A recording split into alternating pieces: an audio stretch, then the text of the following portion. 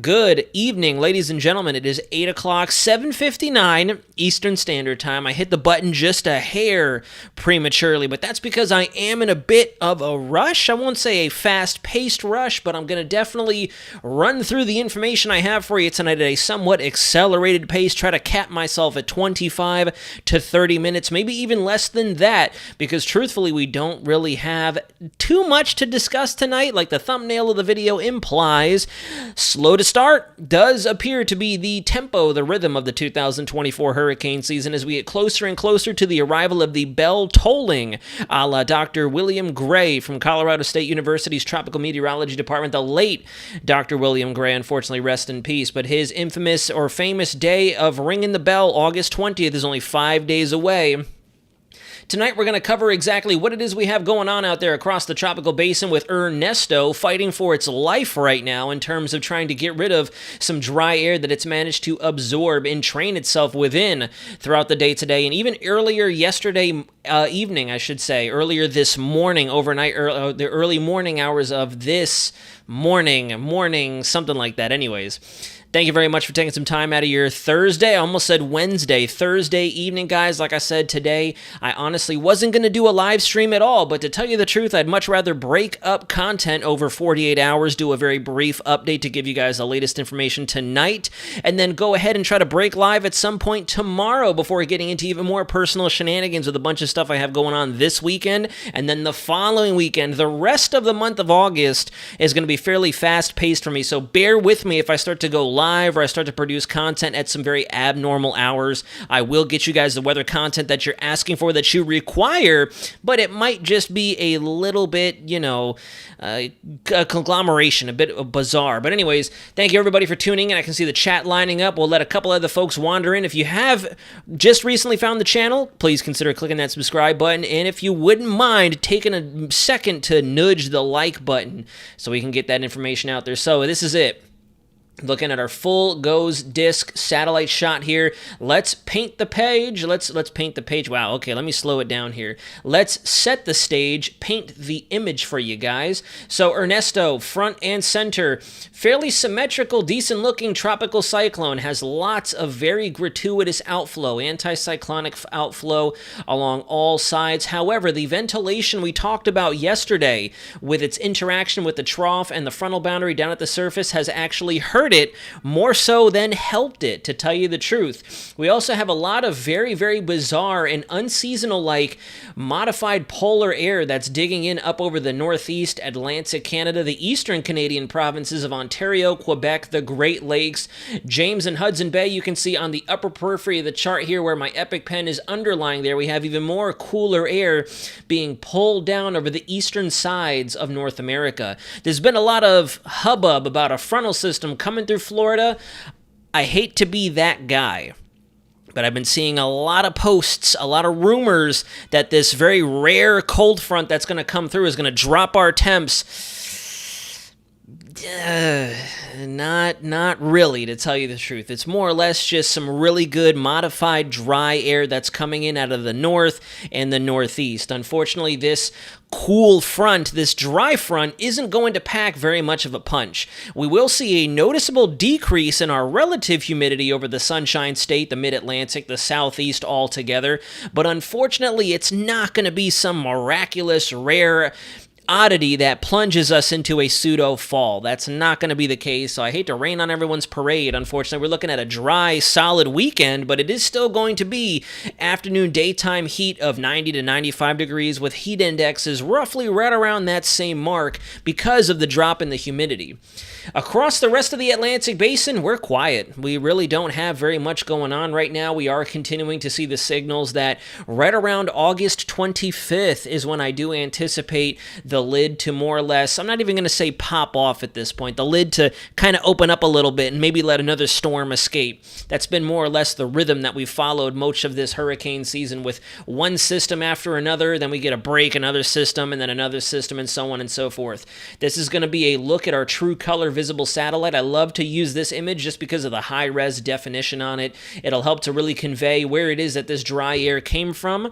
I will go ahead and pause it as we get to the max sun angle of the day, right about there. So here we go. Let's go ahead and draw it out. This is where our frontal boundary is. We have a stationary boundary right up in through here. I'll actually go ahead and draw it. I'll illustrate it as best as I can without the use of too many markers, or I should say with the use of a few of my markers. So there's your stationary boundary. We're about somewhere in through there. On the north side of it, we have our open cell cumulus, our dry air. You can see all that subsidence, that sinking air associated with the modified continental polar air that's very rapidly modifying into subtropical or maritime tropical air because of all the hot water that it's traversing over top. That's another reason why this cold frontal boundary really isn't going to come down and do a whole lot for us outside of maybe dry conditions just a little bit.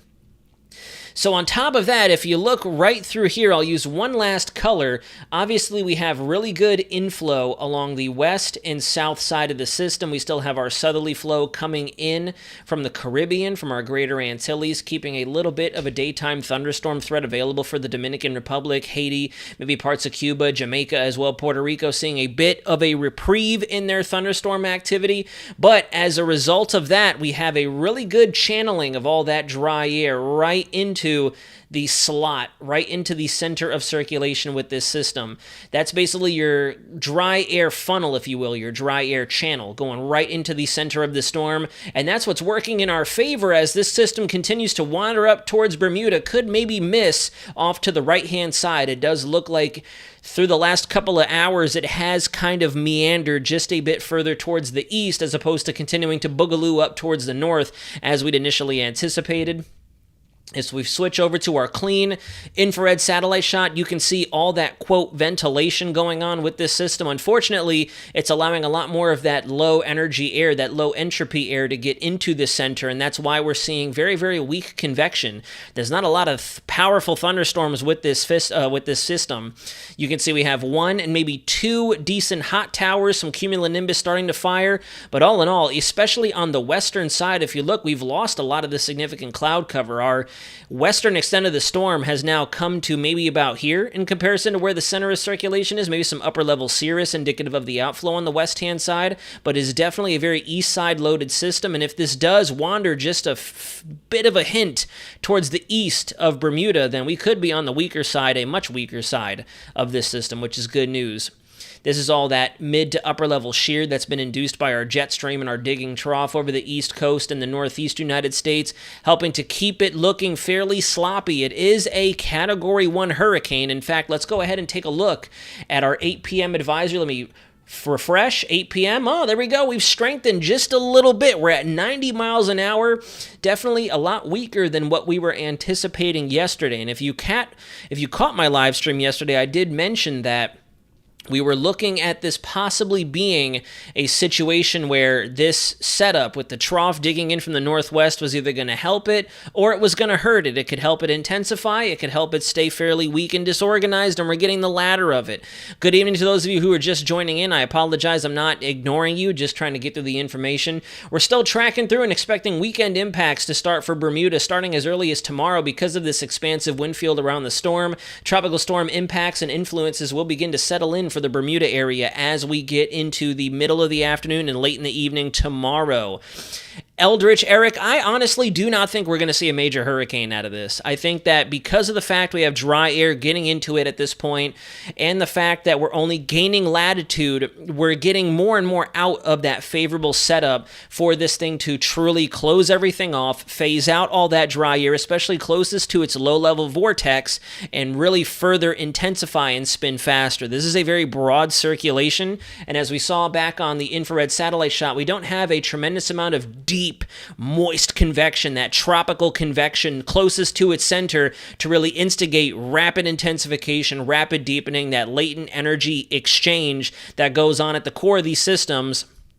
It is a very broad center right now, a huge eye right there. It's not a very pronounced eye, but there is a giant spin in the center there, and that's also not a very good sign of this thing rapidly deepening or trying to spin faster, really accelerate the deepening of its central pressure, its central lowest pressure, and so on and so forth. And if you look, a lot of that shear is helping to pull moisture up and away from it while also introducing dry air on the south side of it. And as we continue to trudge off towards the northeast, we're going to be running parallel parallel to this dry sector, that temperature gradient being pulled off of the United States and off of Canada. So, going to be a bit of a struggle. We're going to be fighting it. I can definitely see this trying to get up to a Category 2. We're right on the cusp of that. So as these thunderstorms transition to the diurnal maximum and we lose the sun is starting to go down, which means we should see some convection try to get going and close the center off just a little bit more. We could see a little bit of an increase as we go overnight to maybe 100, 105 miles an hour, but I don't think we're going to make major hurricane status anymore at this point in time.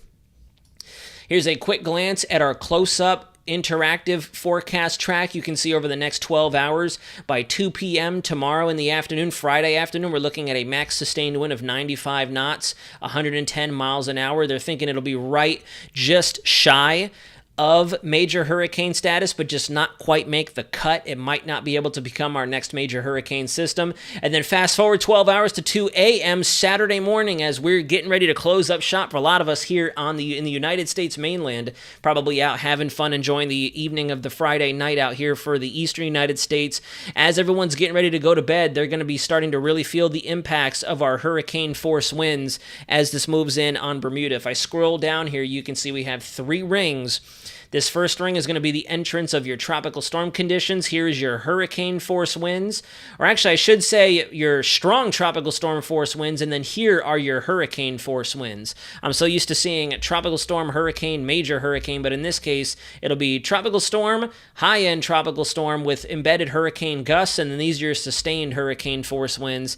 And if you extrapolate that out forward, you can see by the time we are here, that expansive wind field is definitely going to start feeling or rushing up against the south side of Bermuda.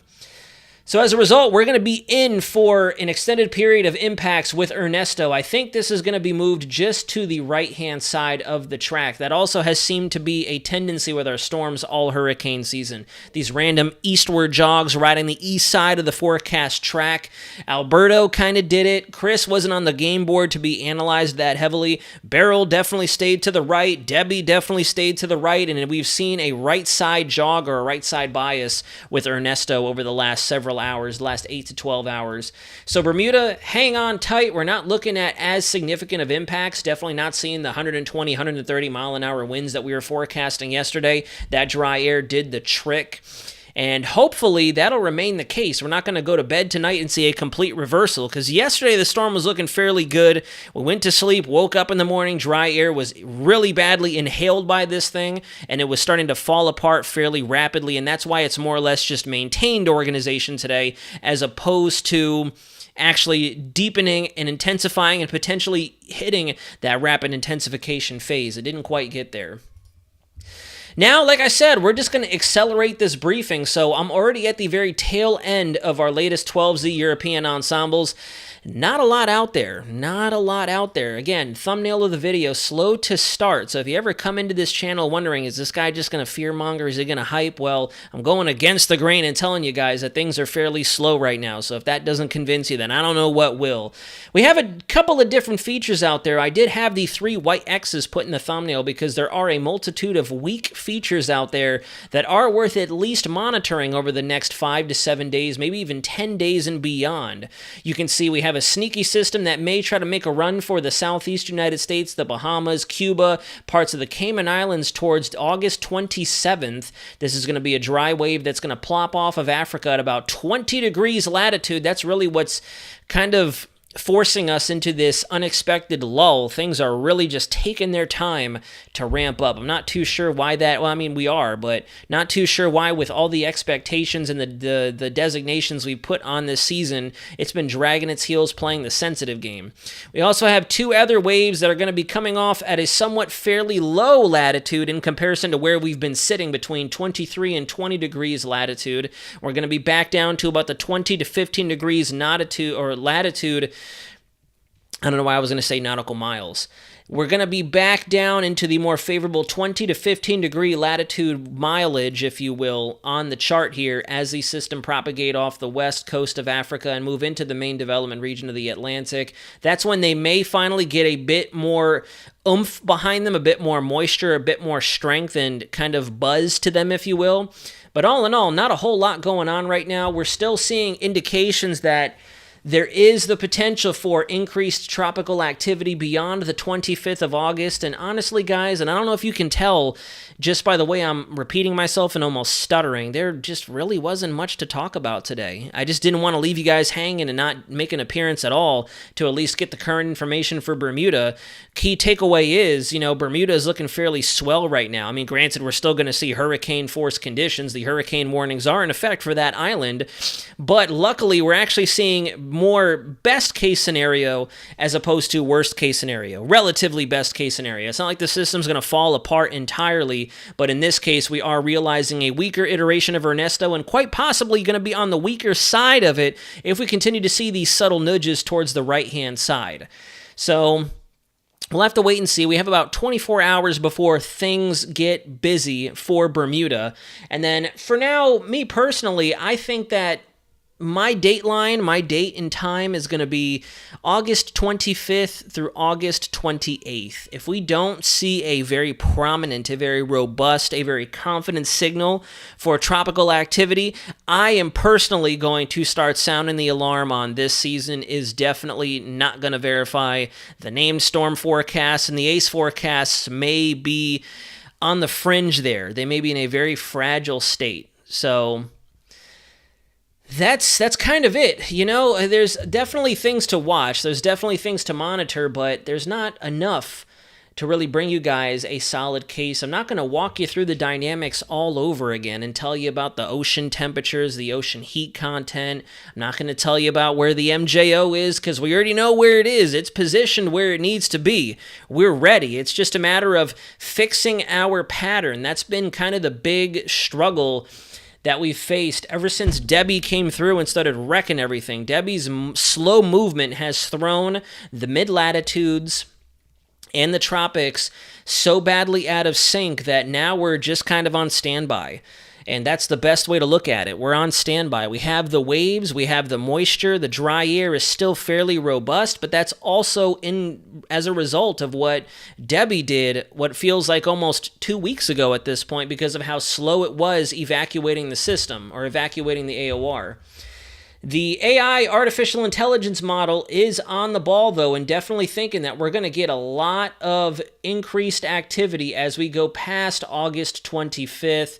You can see that there is some kind of I noticed this on the German model, the icon model, and it does kind of make sense. It's very weird to see it in August, but considering we are falling into somewhat of an October, like a pseudo-October pattern with such a deep trough over the eastern United States being initially instigated by Debbie and the cool air over eastern Canada and then being exacerbated by now Hurricane Ernesto moving up our eastern seaboard. That's kind of what's pushed us into a bit of a fall pattern. As we all know, October is when we go back to homegrown season, homegrown style tropical slop systems out there. So I'm noticing that the icon has a very weak little circulation that just randomly and rapidly spins up at the very tail end of our stationary boundary out here. And the Euro AI and the Euro, not the Euro operational, I was going to say the Euro GFS, but the Euro operational model also kind of picks up on it as well. A nice little increase right there in our moisture down there at the very tail end of our front. It's an extensive front too, guys, if you look at this. It's a very extensive front. We have our occluded system way up to the north. There's your warm sector, and then look at this thing. A little bit of a warm pip right there, all the way down in through there. A very, very, very expansive front supported by a 540 thickness line here in terms of where our polar air is. So lots of modified air that's moving out of Canada, out of the poles, out of the mid-latitudes, really dorking up our pattern. So that's kind of where we're at. Our summertime has been more or less temporarily paused, temporarily delayed, and I wish I had more for you guys. We have areas to watch. There's definitely activity out there, so to speak, but it's just nothing really concerning, nothing concrete, nothing that would scream peak season. I'll zoom in on the southeast here so you guys can see right there. There's that little tail frontal appendage there. If you switch over to the winds, you can see it a lot more clearly. And given the setup, the pseudo pattern that we're going to be in, this makes sense. It's not the most likely outcome, as I had mentioned to our tropical chat earlier today. It's not the most likely outcome, but it is a doable solution. So I guess we'll just have to wait and see. A little interesting feature there. We're going to have a lot of leftover frontal energy down there, so I mean, anything is possible. If I switch us back over to the GFS, for example, and I switch us to, let's say, what do I want to use here? What'll help show that from this perspective? I guess we'll go over to the North America AOI here so I can show you the actual... we don't have the advection on here either. What a shame. And let's see, what can I show you to help kind of paint that picture? I guess we'll go to the lower dynamics and we'll use our mean sea level pressure norm anomaly. And we'll go all the way out in time and we'll track the system through. So right there is when we're really going to be extremely elongated. There's a nice deep occluded low off the European coastline that's just going to drag a frontal system all the way back into the United States, supported by this 1030 high just off the northeast coastline. This is where it could get very tricky, though. This is where it could definitely get very tricky. Right now, it does not seem like there's a lot going on. Right now, it seems like it's very quiet. But as we talked about yesterday, this is going to allow the pattern to more or less reset itself, put us back into more zonal flow. If I switch over to 700, you can see that a lot more clearly. We're going to go back into predominantly zonal flow with some fairly amplified short waves coming through the pattern over the mid-latitudes where they should be, with dominant ridging across much of the Atlantic once again. They're not going to be pulled way down into the Great Plains, down into the Midwest, the Southeast like we're seeing right now.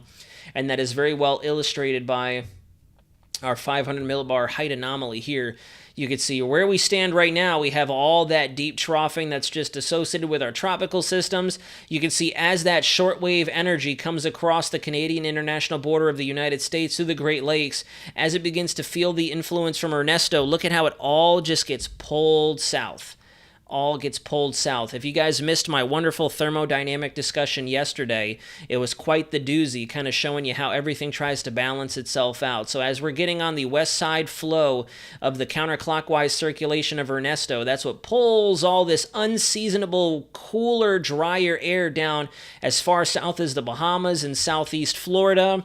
And then you have a large amount of ridging and warm advection occurring on the east side of it. And if you guys recall, for my longtime viewers, I always say there's always got to be a response and there's always a give and take. So if you look at this sharp amplitude, almost forced long wave trough over the east, look at this powerful sharp amplitude, almost blocking ridge over central and western Conus. You take this a little further in time, and what goes up has to come down. That ridge topples over, literally topples over and fills in the gap, and then we're left with ridging pretty much everywhere. Ridging just about everywhere. And this is where it's going to get very tricky in the terms of what the pattern's going to do now, because any system that comes through is either going to find a way into the Gulf or it's going to find a way into the mid-Atlantic or the southeast and move into the Caribbean. So we'll have to see. We'll definitely have to wait and see. But that's basically it. We have areas to watch. We have a time frame. We have a date and time, and that's about it, guys.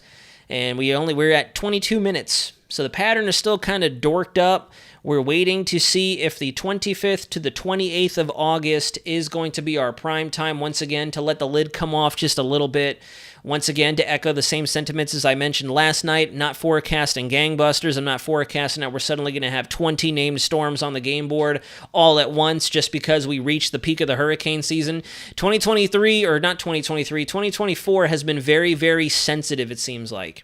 And to go on the other side of that and play devil's advocate like we love to do on this channel, I am not going to cancel the season. I am not going to call bust. I am not going to say anything against this hurricane season. Not going to do it.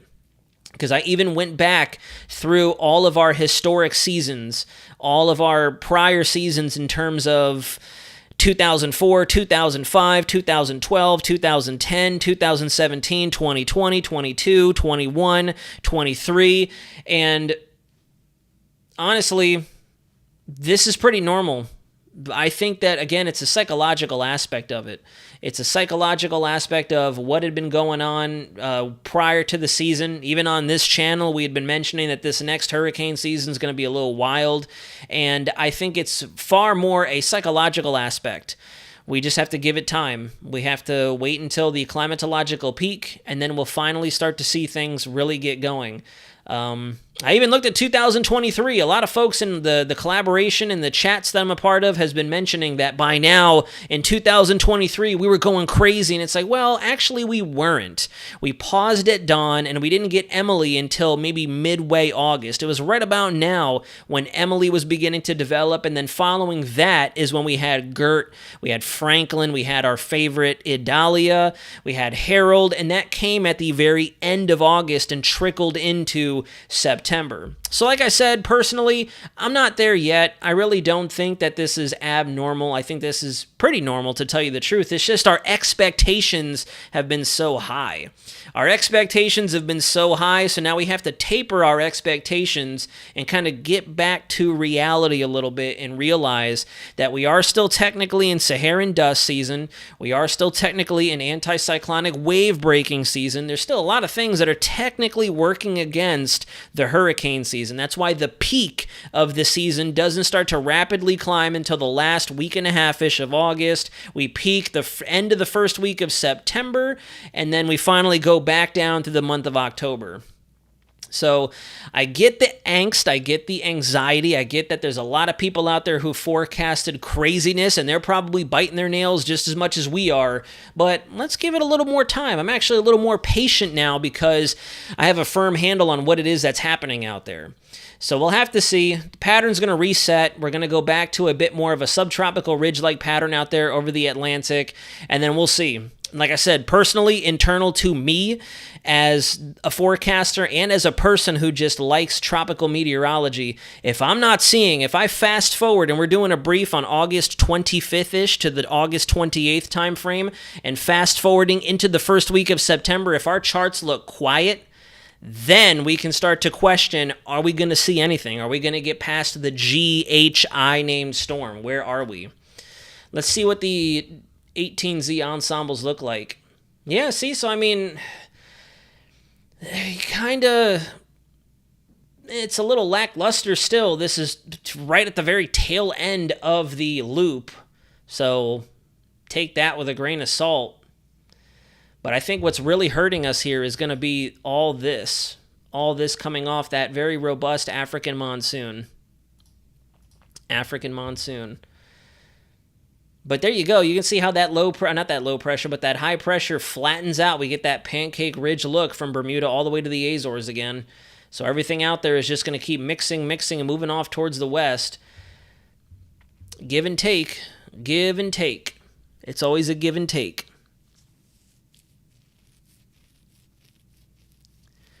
I'm not going to say it's boring. Like I said, I'm not going to say anything about this hurricane season. I refuse to. That's irresponsible as a weather forecaster. It's very irresponsible to my viewers. I'm not going to go one way or another. That's why I love to play devil's advocate. I'm going to have people hate me because I don't say enough. I'm going to have people hate me because I say too much, and that's fine. I'd rather walk the tightrope broadcasting both sides of the spectrum and playing the neutral position as opposed to saying trash versus saying, oh God, it's coming. Like, I'm not going to do that. I'm just going to present the science, present realistically what I believe is happening, and we're going to rock and roll. We're just going to rock and roll with it. And technically, and I hate to bring this up because we're splitting hairs. We're splitting hairs big time. But technically, this was not an overhyped season. Not even close. Vastly different than a number of the seasons we've had. Vastly different. We've had more fatalities already in the 5 named storms in comparison to a number of the last couple of seasons. So you guys can bash the season, but if you really take inventory, this season has already been far more impactful. So technically, if you really want to dig into the specifics and have a friendly debate, this season's already done its job. We told you guys this season was going to be very different from last season. We told you guys this season was going to be a lot more impactful than last season, and we've already done that. We've already verified. 5 for 5. Every single storm we've had so far has hit somebody.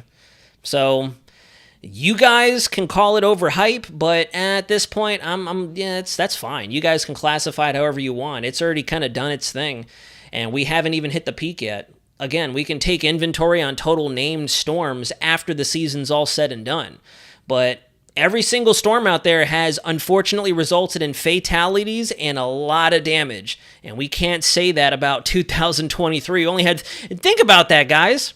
Think about the ratio. Think about when we were talking the math before this hurricane season.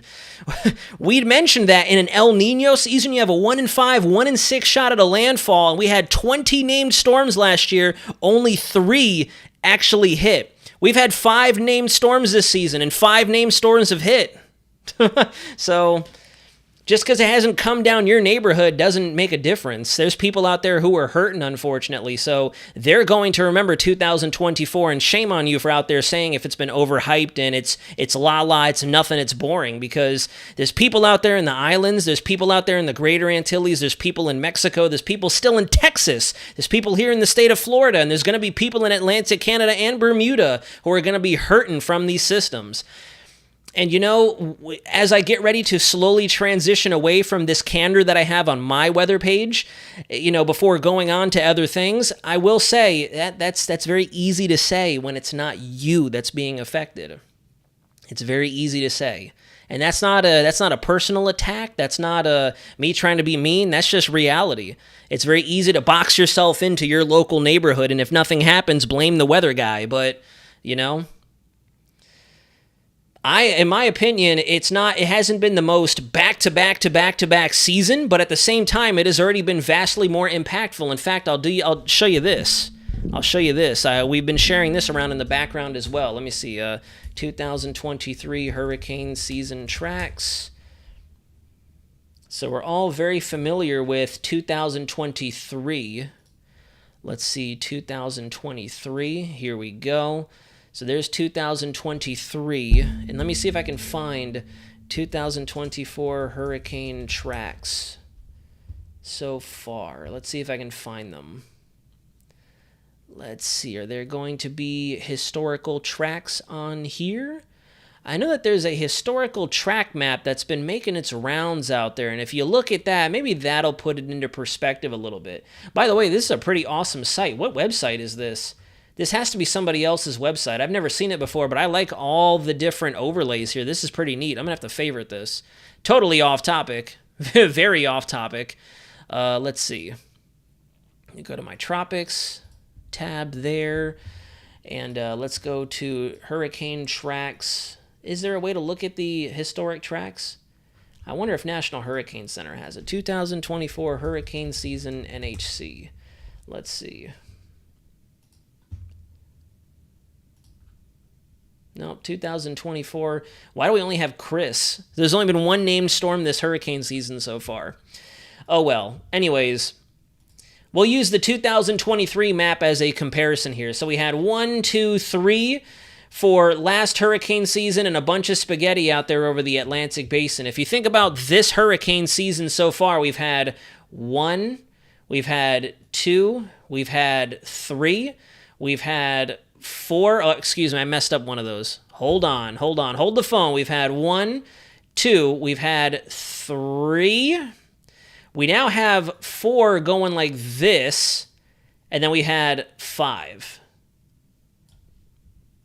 So I don't know if you guys are picking up what I'm putting down here, but I'll highlight 2023's majority of tracks in yellow, and I'll highlight 2024 where we stand currently. And so far, it has definitely been a lot more further to the left. And we also have to give some of the big brains out there credit. And I'm not playing damage control, I promise, guys. I'm just trying to let the season take its course. I'm wanting to just let the season take its course. Let's get through to the back end of August. Right about now, August 15th to August 20th is when our Saharan dust and all the dry air and the possible wave breaking out there is when it's supposed to come to an end. It starts in June, runs through to the middle portions of August, and then climatologically speaking, it stops. So now we'll have to wait and see. And again, let's let the officials out there, the big names out there who have been doing the job for decades upon decades, probably a lot longer than every single one of us in the chat. And there's a reason they're going for so many named storms. There's a reason they're going for so many named storms. We may not verify the full extent of it, but I am willing to bet that this hurricane season definitely still has another 5 to 10 to give us. Even if we don't see the full 20 to 25, we got to give it credit. We can't go canceling it. And again, if you want to, it's just the psychological aspect of it.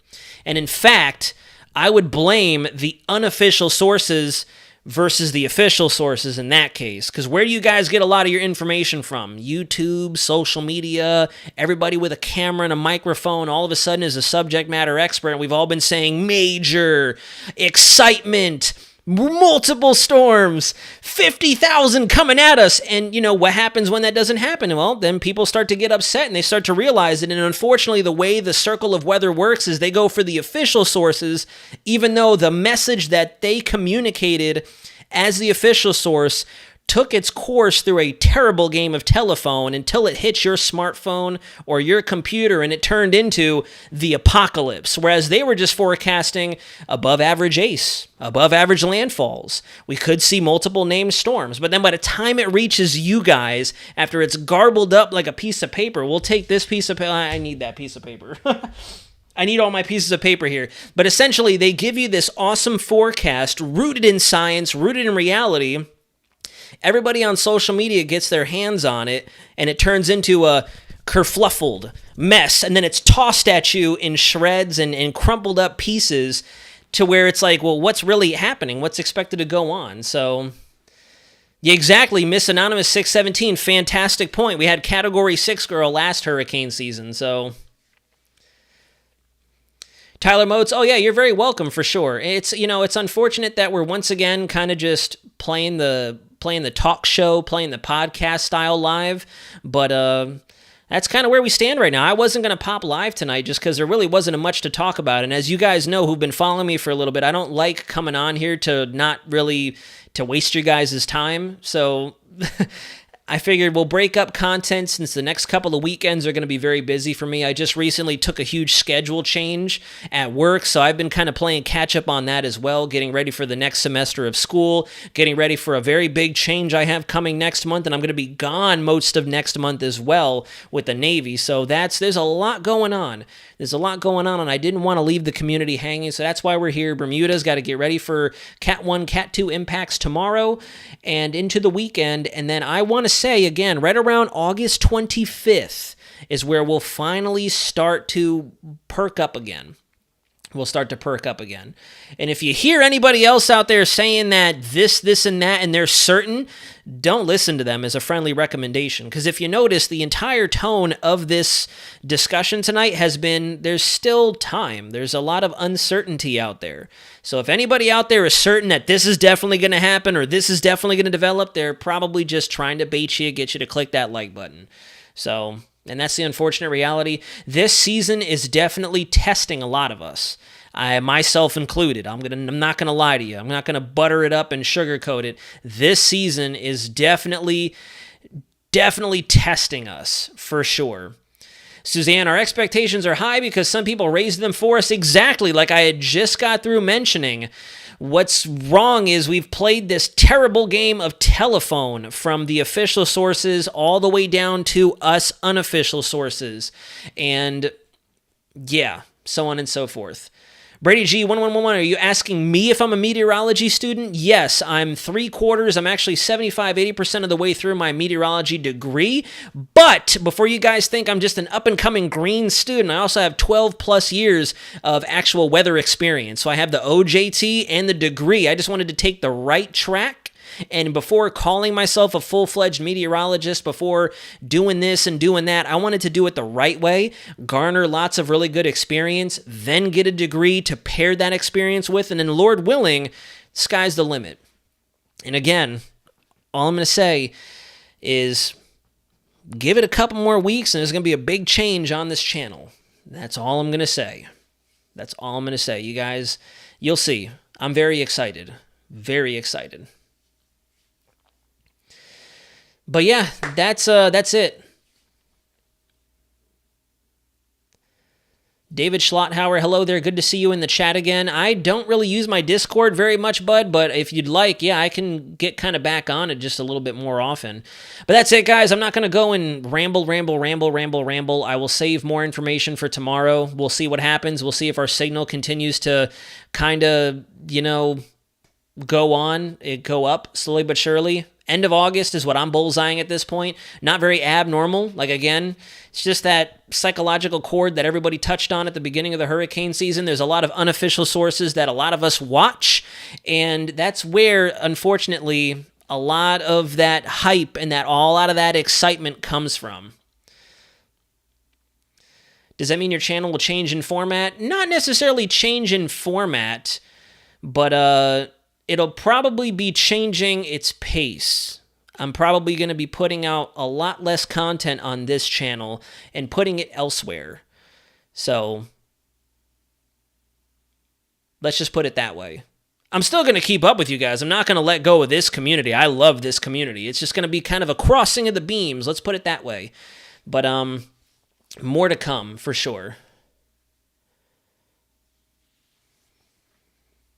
Yes, PM is absolutely right. That's where a lot of it comes from, is my military education and my military background.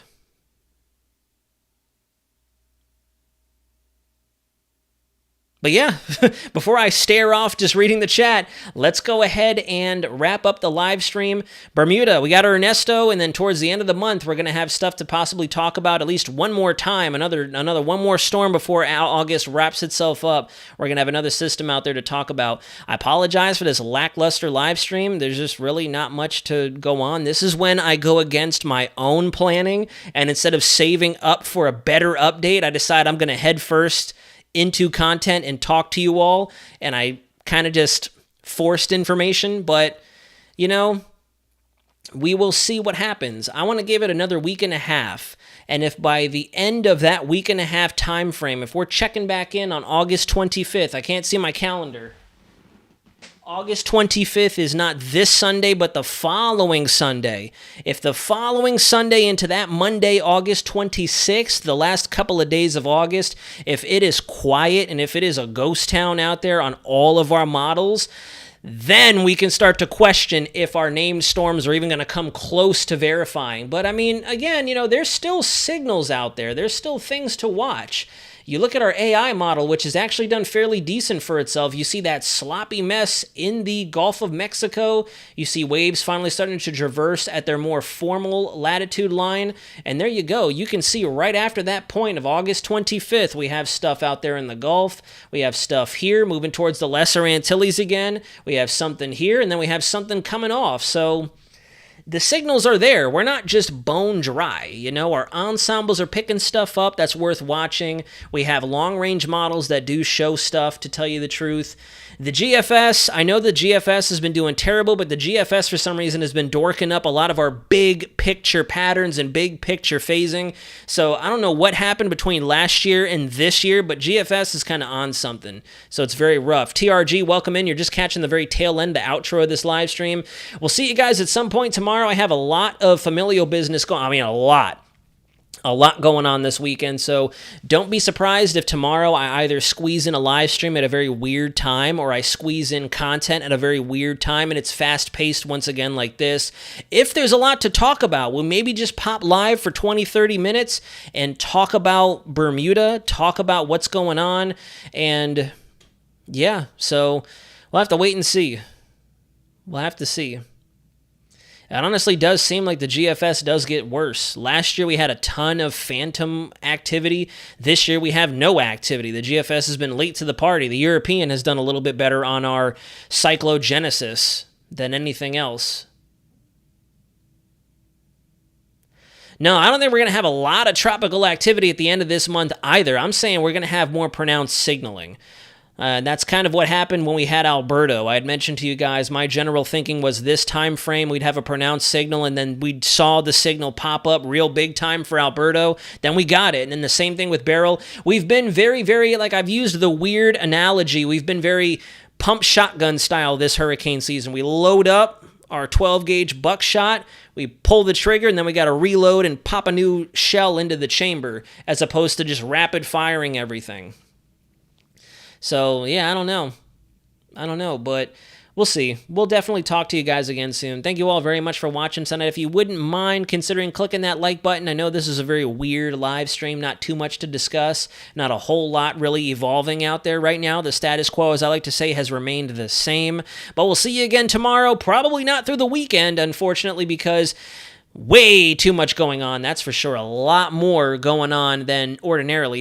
Honestly, this next month and a half is going to be off the chain, personally. Still going to keep in touch with you guys. I cannot wait until the beginning of September. I cannot wait to show you guys what's coming. Scrooge McDuck, thank you very much. I haven't even been paying attention to the sub count, but I'm very thankful that we've exceeded the 10,000 threshold and we're moving through 13,000. Phenomenal. I love you guys for that, but I cannot wait to show you guys what we have in store for September and the rest of the hurricane season. I honestly cannot wait. It is such a blessing, and that's all I'm going to say. And to tell you the truth, I've had some internal dialogue with the folks that are involved, and we're all jokingly saying the season's waiting for September to really get going, just to put me through a trial by fire phase. So we'll see. Maybe that's what's happening. We know, the timetable for me professionally, and the hurricane season's got that sinister Patrick look on its face like this. Like, just wait.